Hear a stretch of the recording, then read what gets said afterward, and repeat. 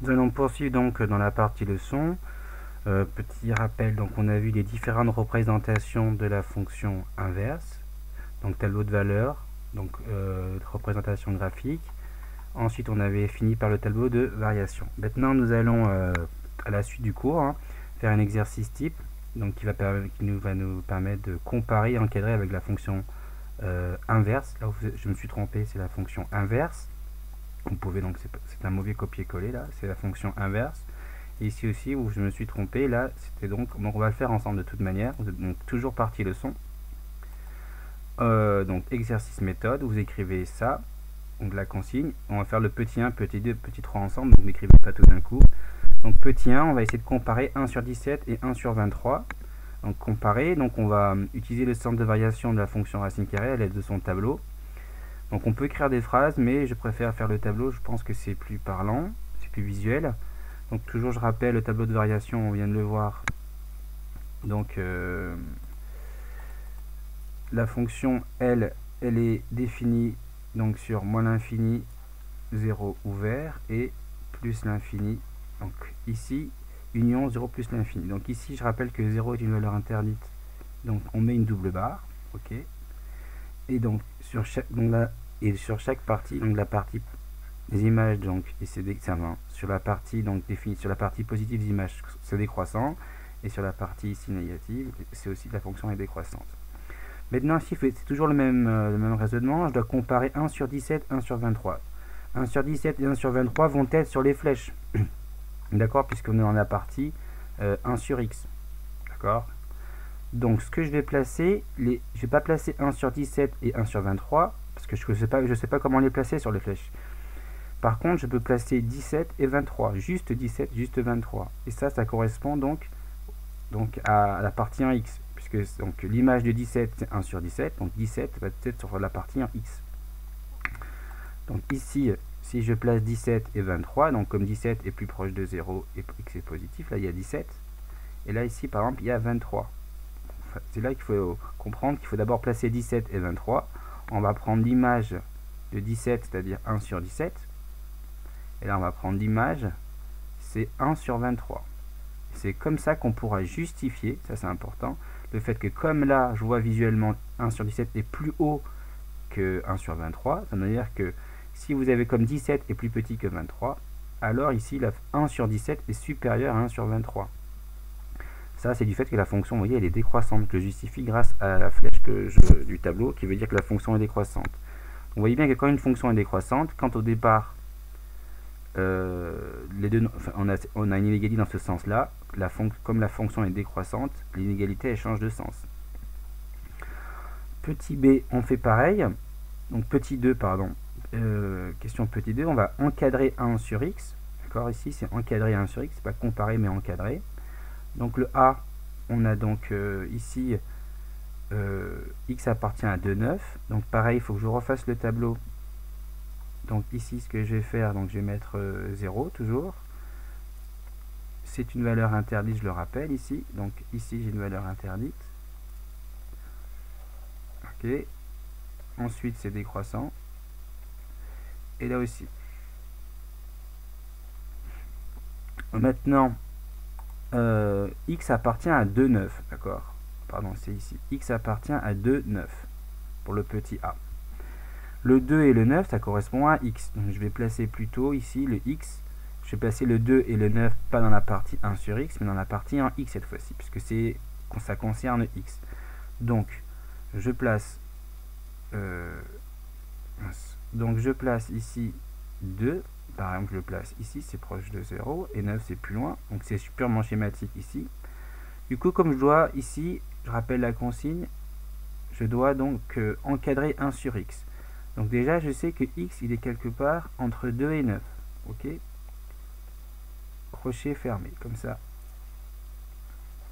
Donc je vais regarder ce qui se passe pour 1 sur x. Donc déjà, je prends l'image de 2. Par la fonction inverse, c'est 1 demi. Je prends l'image de 9. C'est 1 sur 9. Et donc si x est compris entre 2 et 9, 1 sur x, il est quelque part dans cette flèche, il est quelque part ici. Donc, avec les crochets fermés, puisque là les crochets sont fermés. Et donc là, il y a quelque part 1 sur x. Donc x il appartient à 2, 9. Alors on peut dire que 1 sur x, vous voyez, compris entre 1 demi, et par exemple, si on prend le plus petit c'est, on commence donc dans l'intervalle, donc compris entre 1 sur 9 et 1 demi. D'accord?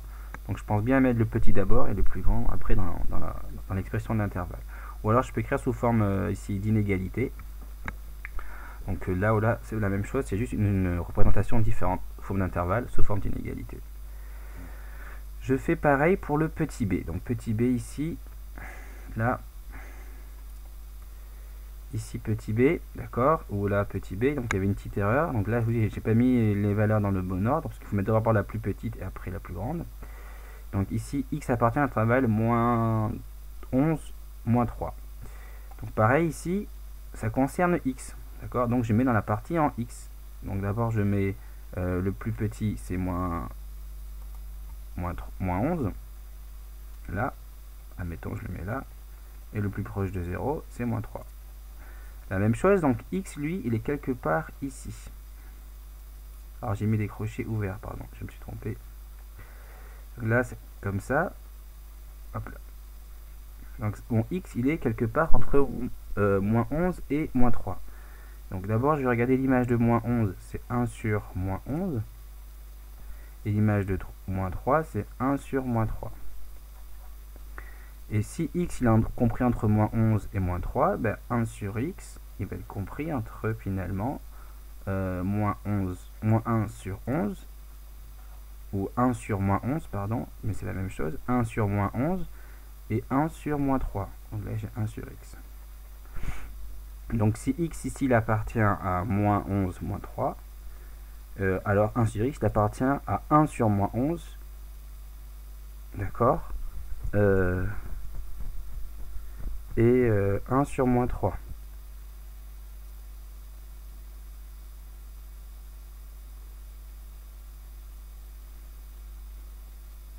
Donc là je me suis trompé, je réfléchissais, je me dis mais qu'est-ce que j'ai fait ici, je me suis trompé, le plus petit c'est celui qui est en plus en bas, donc c'est là que je me suis trompé ici. Donc là vous avez 1 sur moins 3 plutôt sur 1 sur moins 11. Moins 11 est plus grand, d'accord, puisqu'il est en haut. Donc on commence par le plus petit dans l'intervalle. Et du coup, là aussi il y a une erreur. Oh, mince. Là aussi il y a une erreur là. On commence par le plus petit.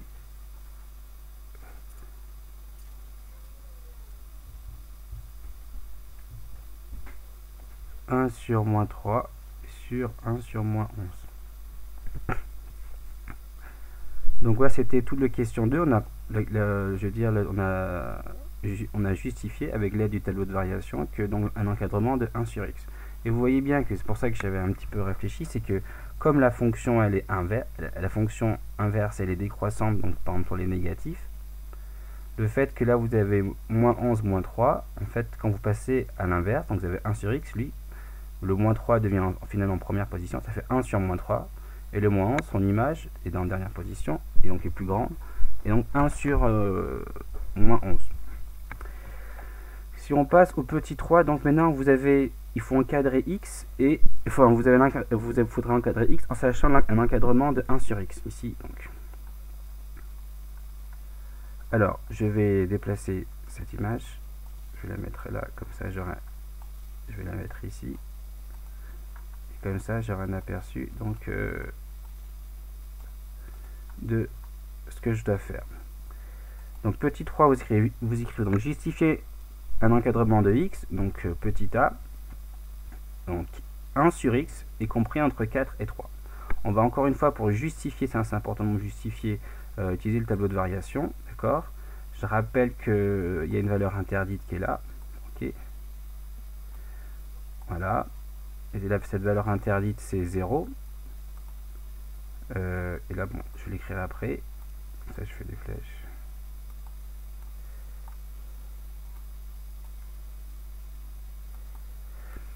Donc ici, vous avez comme valeur interdite donc 0. Ça, c'est important de comprendre ça. Voilà. Maintenant, 1 sur x, y compris entre 4 et 13. Donc là, c'est important puisque est-ce que je dois le mettre dans la partie x ou la partie 1 sur x. Mais comme là c'est 1 sur x, c'est clairement la partie 1 sur x, donc on va mettre ça sur les flèches. 4 et 3, il faut le mettre quelque part. Ok. Ici, important, là vous avez, puisque là vous avez des valeurs négatives, les images vont être négatives. Ça c'est des images négatives. Et comme là vous avez des valeurs positives, ici les images vont être positives.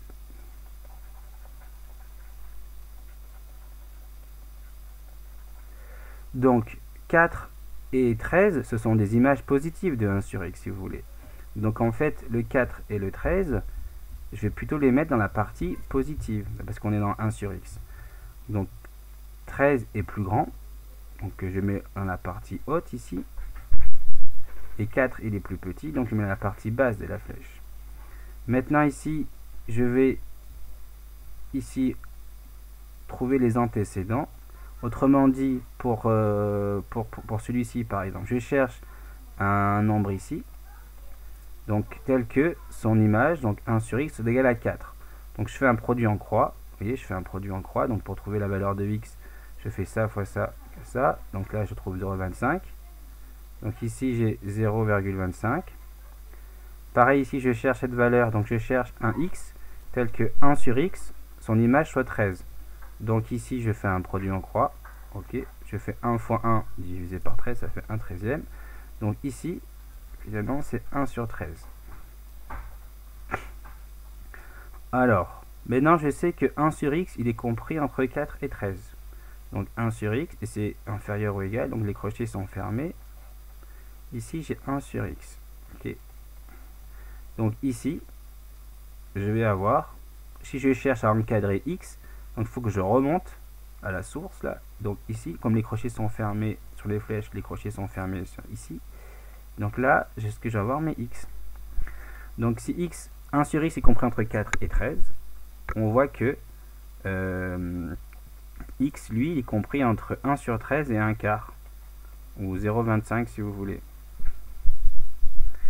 D'accord? Et pour terminer, donc on va faire le petit b. Et ce sera la fin. Donc le petit b ici, alors je vais encore décaler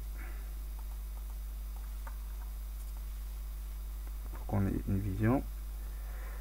Donc pareil là, il faut donc encadrer x lorsque 1 sur x est strictement supérieur à moins 5. Même chose, donc là on va, vous avez la fameuse valeur interdite ici, toujours, il faut refaire le tableau de variation. Avec là vous avez donc c'est décroissant ici, ici aussi c'est décroissant, ici c'est décroissant, et là vous avez donc la valeur en 0.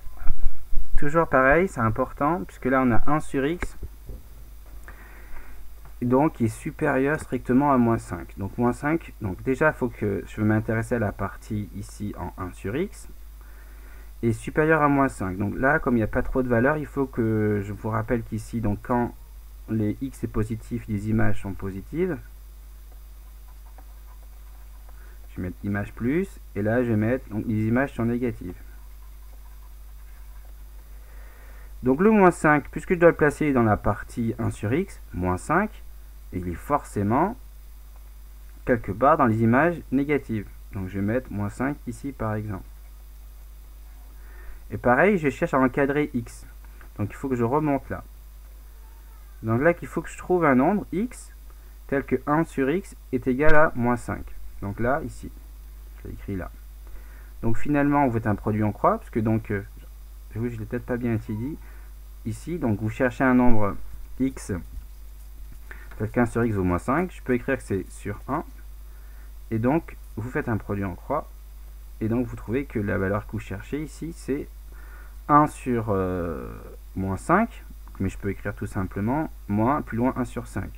On a vu dans une propriété donc précédemment, hop, donc c'est moins, plus loin 1 sur 5. Maintenant, je sais que x, il est strictement supérieur à moins 5. Donc, si x est 1 sur x est strictement supérieur à moins 5, pardon, il va pas se trouver dans la partie basse, puisqu'il serait donc plus petit que moins 5, donc il va dans la partie haute. Donc là, si je prends ça, ici, vous avez tout ça là, et comme c'est strictement, le crochet, il est exclu. Donc là, vous avez bien 1 sur x, là, est strictement supérieur à moins 5. Je vais essayer de remonter. Donc ça va être là. Et je ouvre ici. Mais petite chose, c'est que je vous ai dit que ici, c'est les images positives.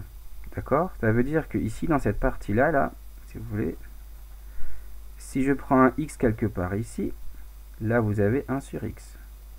Donc si x, lui, il est positif, strictement, alors qu'est-ce qui se passe? Ben, vous avez 1 sur x, lui, c'est des images positives, parce que vous prenez l'inverse d'un nombre positif, vous prenez un nombre positif, pardon, son inverse, il est positif.